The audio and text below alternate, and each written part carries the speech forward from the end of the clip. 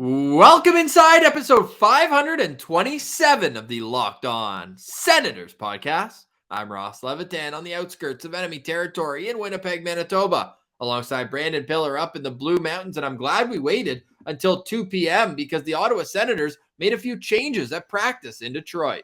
Finally, some new lines to take a look at here for the Ottawa Senators. And Ross, those line changes could extend all the way down to the crease. Who knows? Will we see Mads Søgaard's first NHL start tomorrow? We'll discuss that and a whole lot more. This is the Locked On Senators podcast, your team every day. Locked On Senators, your daily podcast on the Ottawa Senators. Part of the Locked On Podcast Network. Your team every day. Thank you for making Locked On Senators your first listen on this Thursday, March 31st. And Pilsy, this is going to be fun. A home and home. We haven't had one yet this season. Yeah, that is crazy. There hasn't been a home and home yet. And what better team to do it other than the Detroit Red Wings? Like, you're perfectly able to beat this team, especially they did a lot of, not a lot, but they shipped out some guys at the deadline too. Stetcher, Leddy. Did Nemesnikov get moved too? I think he might have. So yes, to Dallas. Yeah, so they lost some talents there, especially on the back end. So this is a team that, if you're the Ottawa Senators, you got to be looking at them saying, hey, we can match up and beat these guys for sure. So DJ Smith said, all right, the lines I've been pumping out here have not been working recently, so let's switch things up, and that's exactly what he did. Yes, we'll get to those in a minute. We will have plenty of time to preview the Detroit games, in a sense. Friday in Detroit, and then Sunday back home. Matinee, 1 p.m. start against the Detroit Red Wings. It'll be the first home game since the passing of Mr. Melnick, so there will be no doubt a very emotional ceremony before that game. Is that, do you think, Pilsy, a part of the reason why Mads Søgaard might get his first start? We were saying it might be better to wait till you're at home, but with everything going on and the emotions that'll be around that game, you think it might even be more ideal to start him on the road with no pressure? Yeah, maybe a little. I think if you're DJ Smith, that doesn't factor in too much to your decision. But for a first NHL game, yeah, it's kind of a big deal, and it's a lot more kind of waiting around if there's a ceremony for things to get started, and maybe you're not as fresh. So that's fair. And I mean, if you're going to go on the road, Detroit close by, like, you're not dealing with time change. You're not, no offense, probably not dealing with too rowdy of a crowd or too much pressure there. So I think starting him in Friday's game up against the Red Wings is the perfect time. And not because I'm a Forsberg hater and I don't want to see Forsberg, but we got to get these young guys in. Like, Forsberg signed, he's good to go. We know what we got from him. He's staying in Ottawa. So let's give the kids a chance. And there's no better time for that than next game. Great time to listen to Mads Søgaard's interview from last summer on Locked On Senators. That was a fun chat. He was back in Denmark getting ready to play in some Olympic qualifiers. So he's played in some big games before. Yeah, and don't forget when he first came over to North America, 7-0 start with the Belleville Senators. Now, but his numbers weren't sparkling, but still, you can't argue with the 7-0 start. 0 losses. That's good if you ask me. Be nice to have that over the weekend. The Senators could certainly use some good news. It's been a tougher week on the Locked On Senators podcast for sure. And we thank everyone for the support. And yeah, if you want to go back and listen to Mads Søgaard, he told an awesome story, not to give it away, no spoilers, but his brother grew up a diehard Ottawa Senators fan. So he gets into that. Basically, consider it an extended Sens Central citizen. And we will get back to the Sens Central citizens, to those I reached out to last We should have his brother on as a citizen, Ross. That would be pretty cool. Yeah, I'd be into that. I'll reach out to him, maybe not right now before his first NHL start, but that's something to keep in the back of our minds. I think that would be super fun. We love having Sens Central citizens on. And should we pull up? We'll save it a little bit later on the show. So we're trying to get a t-shirt out. We want to help spread the word and also kind of help. We've had some people ask how they can support us. This would be an awesome way. We'll show the designs at the end of the show. Shout out Graham Scott there, who helped us out with the designs. But right now, the stat I wanted to bring up, Pilsy, it's another good one if you're looking for positives going into the weekend against Detroit. It's that they have surrendered the most goals in the National Hockey League. And to steal a phrase we like to say about Tyler Ennis, and it isn't even close. Hey, yeah, that's nice. At the very least, we're going to see some entertaining games here. There's no way it's like 2-1 games or something like that. Like, I think we're going to see some Sens Coyotes type action here in the upcoming games, which maybe the Sens weren't all on the right side of things, but they were entertaining games. That's for damn sure. This gets me completely caught up in a mental pretzel. Get this. So since January 1st, this is a span of 35 games. You're looking at January, February, 3 full months. They've allowed more than 4.25 goals against per game. Wow. Per game. I mean, when you get an 11 spot put up on you by the Penguins, that's going to ruin that average. They've given up double digits 3 times. They've given up 10 in 2 other games. Oh my God. I didn't realize that. And then some 9s even as well, I think. Man, it's been tough sledding up in Detroit. Oh. Yeah, I mean, it couldn't happen to a worse guy with Thomas Greiss. I hope he gets lit up every time he's in the net, but that's a story for another day. If you're looking at, and they even have a couple shutouts in the mix there since January 1st. So, so the regression, but yeah, it's been a ridiculously bad year on a defensive standpoint, but there's more that we want to preview. We'll get into that tomorrow. They do have some really exciting kids. Lucas Raymond just hit 50 points, a milestone we hope Timmy can get this season, but he's a stud. There's no question about that. Moritz Seider, of course. Can't wait to see him and Timmy mixing it up at the World Cup of Hockey. Did you see that the World Cup, no more Team Europe? You and I were at the last Team North America game ever. Pour one out for Team North America. That McKinnon goal at the end was absolutely nuts, but that would be pretty sick because now it's going to be Team Germany. Get those two cooking again. Oh, yeah, and there's a bunch of good Germans in the league. I mean, you got Draisaitl, I'm still a little upset. JJ Peterka. Well, yeah, he's coming, but he's one of 2 under 21-year-olds who are averaging over a point per game right now. I believe the other's Jack Quinn. So, man, that 2020 draft it's ridiculous. And guess what? Senators got 3 first-rounders. Ridley Gray, by the way, did not return to play last night. There was a mic'd up segment they did. I don't know how recently, how much time went between the practice they filmed and when they put it out, but Ridley was on the ice in a no-contact jersey in that one. So we're unsure what's going on with Ridley, but all I know is when he comes back, he's got a 12-game point streak to pick up. The only game out of 17, because he had a 5-game point streak. The only game out of 17 that he did not get a point was the one I went to. Unbelievable. That's tough luck for you there. That's Pilsey's luck in Montreal. My goodness. Kidding. Just my luck in general. Should we hit a quick break right now and then get into the lines? Because there are some really interesting changes up here. And then I feel like it's going to be a daily segment now where we're going to have to kind of chop down all these rumors that are coming up with Sens ownership. So we'll touch on all that on the other side. Pilsey, do you want to say a word from some of our favorite sponsors? Yeah, we've got a word from our friends over at betonline.net. Look, football's over. College basketball is in the final stages here. The NBA is going. Hockey is still going. AHL, there's so much happening that you can get a little action on, and why not head to betonline.net to do that? They've got all the latest odds, totals, player performance, props, whatever you want, they got it. BetOnline.net remains the best spot for all your sports scores, podcasts, and news this season. Keep it dialed in at betonline.net. And they've got boxing, UFC odds. There's everything you could want. Golf, anything you want, they got it. Head to the website today and use your mobile device to learn more about the trends and all the action in the sports world. Guys, check it out today. BetOnline.net, where the game starts.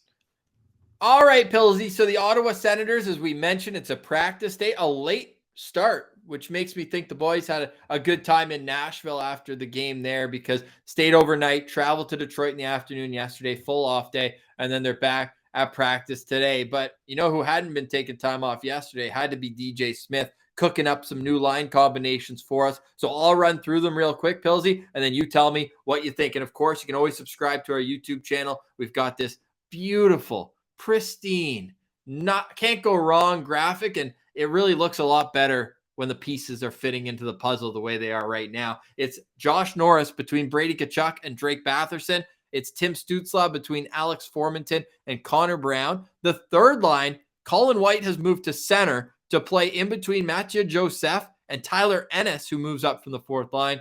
And that fourth line is Gambrell, Gaudette, and Watson. If you're wondering where a certain Chris Tierney is, he's practicing as the extra forward on defense, same as in the last game against Nashville. Brandstrom, Zub, Holden, Zaitsev, Del Zotto, and Hamonic, leaving Mete as the odd man out. Still no word on starting goalies. They're on the ice right now. So by the end of the show, we might have an answer for you, but it's Forsberg and Sogaard at either end. Pilsy, I know this is just a little aside, but I still smiled when I put Jake Sanderson on the injured list, officially a member of the Ottawa Senators. It feels good just having him on the list. Like, he's here. It's official. Ocho Cinco.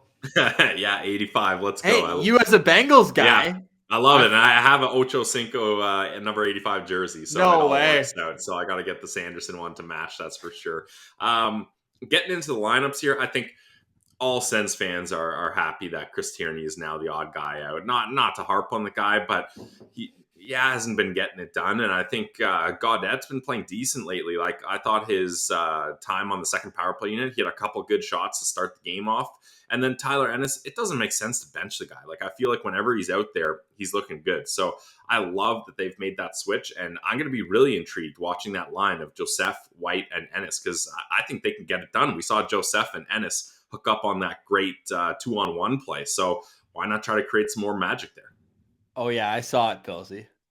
I saw it. That was a nice one right in front of my eyes. But yeah. I like what you're saying. And just Colin White's not the fastest guy on the team by any stretch, but he certainly adds an element of speed, or at least kind of give and go offense. Because it felt like whenever Tierney got the puck, everything slowed down. All the pace slowed down. And especially having a guy who can control the puck like Tyler Ennis, and then Colin White can play in tight situations, I think, a little bit better than Tierney, where if he's stick handling around one guy, he can just kind of feed Joseph with speed. Because how many times were pucks going to Joseph's feet and he just couldn't get opportunities out of that? So I think that's a smart move. Like, out of the centers who are up there right now, I don't think there's anybody more ideal, because realistically, Norris, Stützle are just in stone as the 1 and 2 centermen. So what do you have as your options here realistically? White, Gambrell, Gaudette, Tierney. And Gaudette, I probably say, is the furthest stretch, even though he started. I think he played, one game at center? Played like 7 minutes,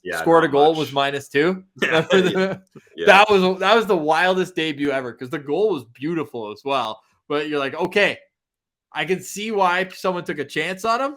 And I can see why people let him go. Yeah. Exactly. Yeah, no kidding.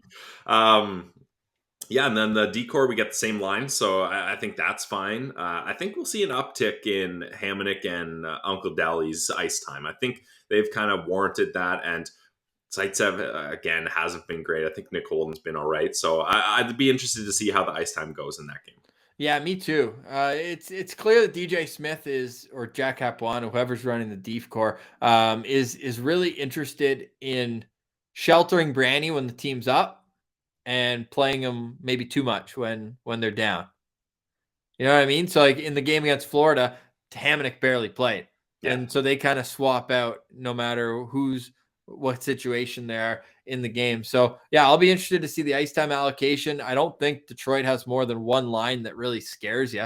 Like, that Dylan Larkin line is going to be tough to contain. I'm assuming Josh Norris. It's still a homecoming for Josh Norris, Michigan guy. This is his first game in Detroit. Gotta be, yeah. Yeah, that's cool. I'm sure he's going to be fired up, friends and family in the stands and all that. So I'm excited to see what he brings tomorrow night. Not to get too far ahead into our locked on players or anything, but that's a good storyline going into the game tomorrow. And he's got both his wingers with him, which doesn't hurt as well. And the Sens probably lead the league in U.S. national team program kids too, right? Honestly, yeah. So everyone's familiar with Ann Arbor in the area there. Colin White, another name that we can throw into that pile.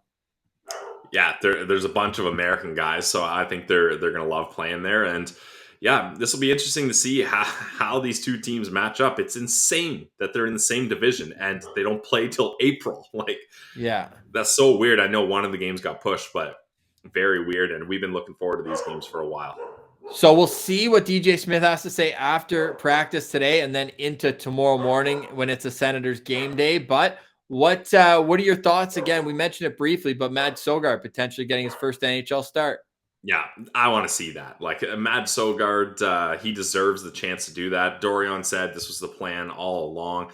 I'll take over for Ross here if you're watching on YouTube. He's dealing with Alfie. But, Forsberg can get the start against the Red Wings in the second game, the matinee game. Because I feel like, too, for your first NHL start, you don't want it to be a matinee game. Like, I feel like you want to have the routine of a night game and kind of have that feeling on Friday night. So I think that'll be great for Sogaard. And I'm pumped to see him. He's put on a big workload in Belleville, and he's earned a right to kind of be like, okay, you've been working in Belleville. We like what you're doing. Have a taste in the NHL and then go back down hungry. So I think it's a great option, and we'll see if it ends up happening. I'm hoping and thinking he will get the start, but you never know with DJ. Yeah. What I'm really hoping to see in tomorrow's game is a little more puck activation by the D-core, and that's with or without Mads Søgaard. One of his best strengths, he's great at playing the puck, and we noticed that a lot more this year as he's getting more comfortable, in the AHL. And so from that standpoint, I think if his D can help him out a little bit more and give him good outlet areas to move the puck up, that could help his confidence as well. Like, he's got to be one of the younger goalies to get his first NHL start this season. Like, he's definitely a short list, although I can think of a couple names like Spencer Knight, and even though maybe that was last year, but there's that guy in Vegas just had a sick win too, Thompson. Anyways, that's neither here nor there. But with Mads Søgaard coming in, you just have to tell him, like, this is a part of a long-term process with you. We're not looking for you to come in and be Andrew Hammond or be a guy who comes in and like brings us back into the win column. This is like, okay, you've gotten almost as many games as you've ever played in a single year, although the WHL would have provided him that opportunity. And now let's see what this NHL whole deal is like. Like, is it that much faster? Is it that much quicker? He's had a full week of practice now, which I like to see. So I'm excited to watch. Like, this is one of those moments in the rebuild where, and I haven't always been the highest on Philip Gustafsson, where, like, for me, this is like we're seeing the potential goalie of the future here for the Senators. Absolutely, yeah. And I've kind of, in the long term, I kind of have Sogaard pegged with a little more potential than Gus. Not because I don't believe in Gus, but just he has so much more runway, and a guy with his frame and athleticism, like, it's hard not to bet on a guy like that in the crease. And I'm really hopeful for him, and we're cheering for Mads Søgaard all the way. Like Ross said, check out our interview with him. He's a great guy, a lot of fun to chat with too. All right, Pillsy. So we will await word from DJ Smith if he does tell us anything. The quotes come out at TSN 1200 on Twitter. We'll let you know that. There's a couple prospect notes we want to get to, and then we had a listener question come in. If you ever want us to discuss anything, you can either comment on our YouTube page, or you can find us on Twitter at Sens Central, on Instagram, lockedon.senators. And he was reacting to what we said about Erik Brannstrom at the start of yesterday's show. Just 7 assists. He played in 100th game last night, and the offensive numbers just simply haven't been there. Yeah. But I want to give some credit here. I think it was Burn Salad. Great handle. Just saying that he thinks Thomas Chabot should have the same criticism. Now, I just look at the stats and see that Thomas Chabot leads the team in assists, and that he's pretty well clear as the top defenseman in terms of points. Now, do you think there's a flip side of that where he plays more than any other defenseman in the league? He should be producing as much, if not more? No, I don't think so, because you can't kind of think about defensemen only in points, right? Like, otherwise you end up with... No, but that's what I'm saying is specifically about Erik Brannstrom here. So that's what he's saying. Like, if we're going to chirp Brannstrom about it, then they should be held to the same standard. Yeah, no, and that's fair, but Thomas Chabot does so many other things that Brannstrom just is not on his level at all yet, right? And if we're arguing about points for Chabot, in Chabot's last 7 games, he had 6 points. So pretty good. Yeah, like, he's able to put up the points. And I just think, like, the reason we're harping on Brannstrom more for the points is because that was the selling feature, like we talked about. With Thomas Chabot, there's so much more. Like, the endurance he has, his ability to handle the toughest offensive matchups, like all these kinds of things that Thomas Chabot can do much better than Erik Brannstrom while getting points. So I think it's a fair point, and sometimes we come down hard on Brandy just because there's a lot of expectation. But I'm not ready to criticize Thomas Chabot. I'll just put that out there. I'll save my criticisms for the city of Quebec for wanting to steal Senators' Yeah. home games and bring their prodigal son home, Thomas Chabot, who grew up just half hour away from Quebec City. If you want to hear more of our takes on that, we have it on yesterday's show. More rumors just running rampant. We don't really have to dive into each one, but Renaud Lavoie, RDS, and sometimes maybe not the most accurate source, but he was saying that it was someone with business interest in keeping it in Ottawa that leaked that news. So we're in the leaking territories. They didn't even wait 48 hours before Eugene Melnyk had passed away. And don't believe everything you hear, I guess would be kind of the advice in this stage of the game, except for the fact, and I know that Ian Mendes is always top of the class in terms of putting out very fair and balanced pieces. And he made it very well known in his article today. There are multiple groups interested in bringing the Ottawa Senators to new ownership and to stay in Ottawa. So I think that any Sens fans who have worry that the team is going to move at the drop of a hat, it's not. So other than that, though, Pilsy, it's rumor season. We are officially in rumor season. Yeah, absolutely. The rumors are going to fly. Like anytime there's this kind of news where one of 32 teams could possibly become available. I mean, we've seen a massive uptick in dollar values for teams. Like the Pittsburgh Penguins just sold for $900 million US too. So like the appetite is out there. And I think he bought the Sens for $92 million. Just that was the arena as well, right? I think I said that. I think it was all under 130 million. The team and the arena. I think is what I saw 92 said. for something, but yeah, with the arena, which he got, and so I think that's a pretty decent return on investment. Yeah, no kidding. And the thing that people need to remember too is NHL relocation. This isn't Chell 22 where you just turn off the relocation disputes and you can just fly teams wherever you want. Like, for them to even consider, like Mendes said in his article, to even consider thinking about relocation, there has to be zero interest to keep the team there. Like they have to exhaust all options. And if no people, corporations, groups, whatever, are interested in buying the team and keeping it there, then they start thinking about relocation. So sure, you could have what's that guy's name? McScrooge Duck McScrooge? Scrooge McDuck. Scrooge McDuck. Yeah, you can have him swimming through all his coins and he says, I want to buy the Ottawa Senators and move them to Houston. I'll give you as much money as you want. Well, they're not just going to go to the highest bidder and relocate. Like it's such a headache to deal with, and they don't want to do that. And this is a Canadian team in the capital of the goddamn country. Like it just makes so much sense to keep this team here. So if you hear rumors about relocation, I wouldn't even give them a second worth of your time because it's not going to happen. Like, look at Arizona. Like they're moving the team to a college arena in a market which we're going to. It's like cool. Like I'm not hushing it and saying it sucks, but they're willing to go to such lengths. Like Arizona should have been moved so long ago, but the NHL doesn't want to have to do that. So I think it's like, I would say 99.9% positive that the Sens are staying. Add a few more nines. You got to move that decimal further down. Yeah, we got a lot more nines. Exactly. 999. And the fact that there is a plot of land perfect for the Ottawa Senators to play on. It's just a matter of corporate BS that has to get figured out. Yeah.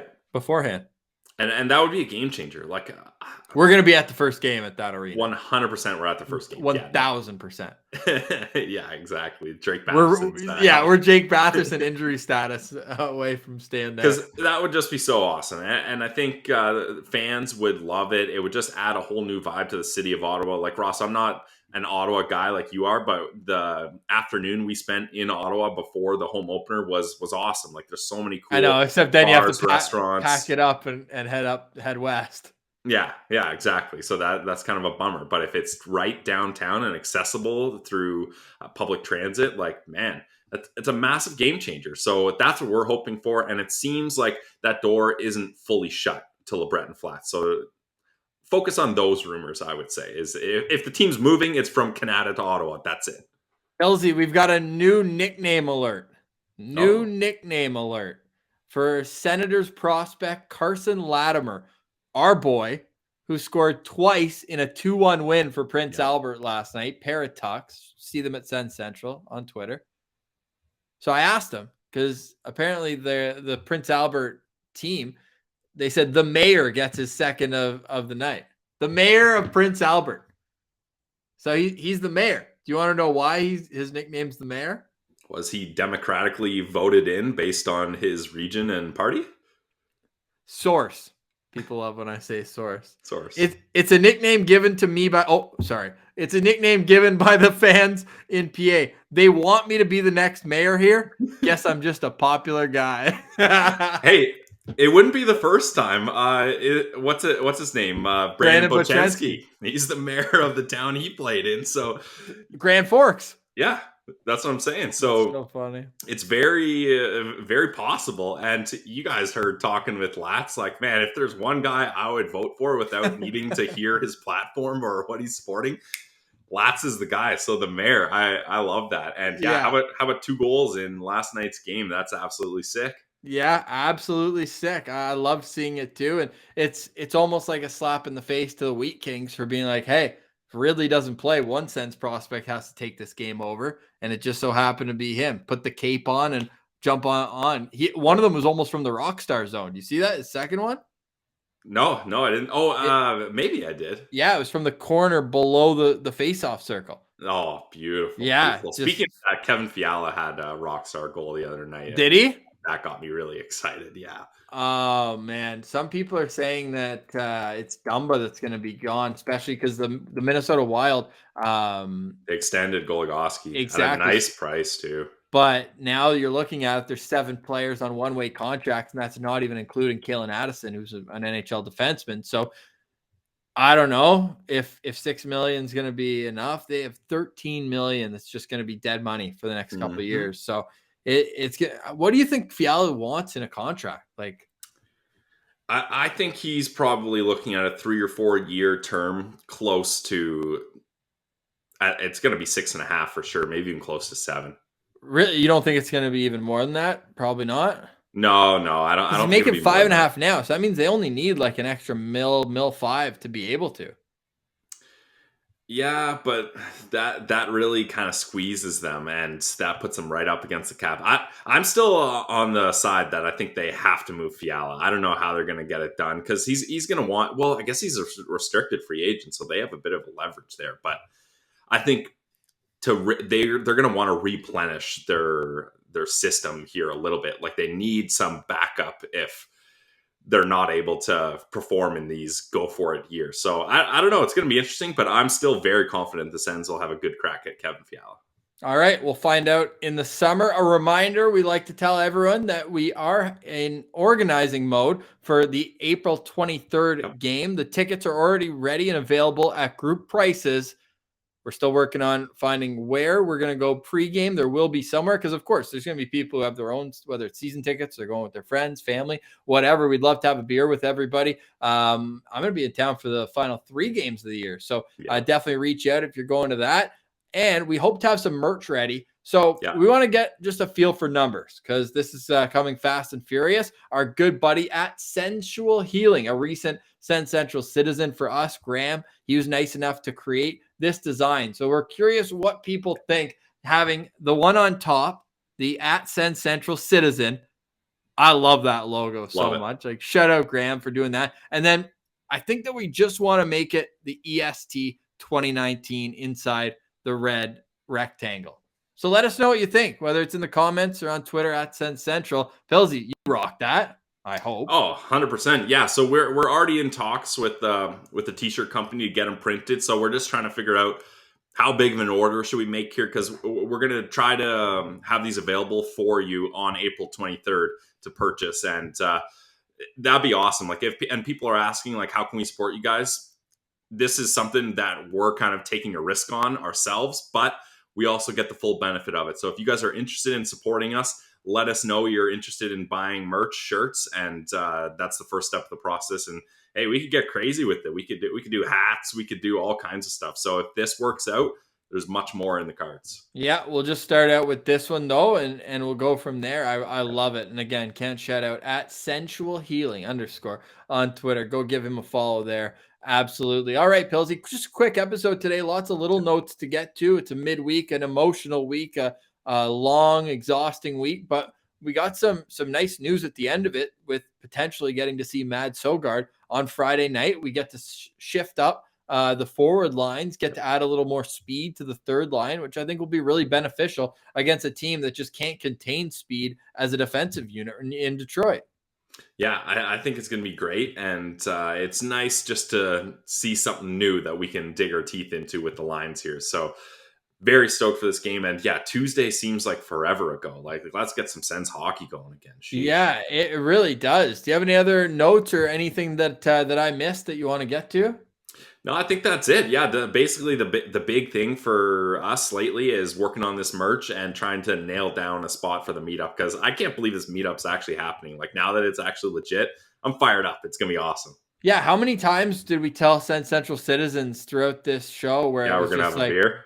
We're going to have a beer in the parking lot at the CTC, and for it to finally become a possibility is just absolutely sick, as one Guy Boucher would say back in the day.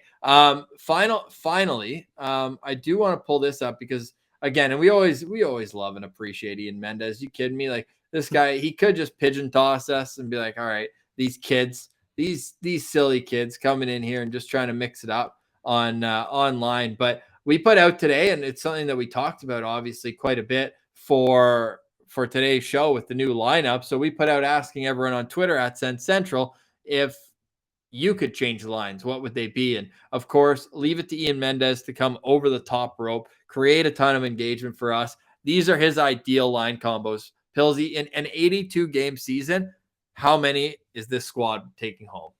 Oh man, so many, especially when you have Schubert on the fourth line wing there. You gotta Friend of the love show. that. Yeah, that's awesome.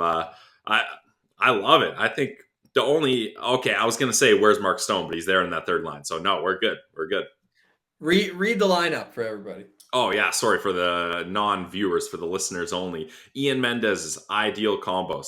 You got Heatley, Spezza, Alfredson, Pizza. Anyone? Pizza. And then today's modern top line, Kachuk, Norris, Batherson.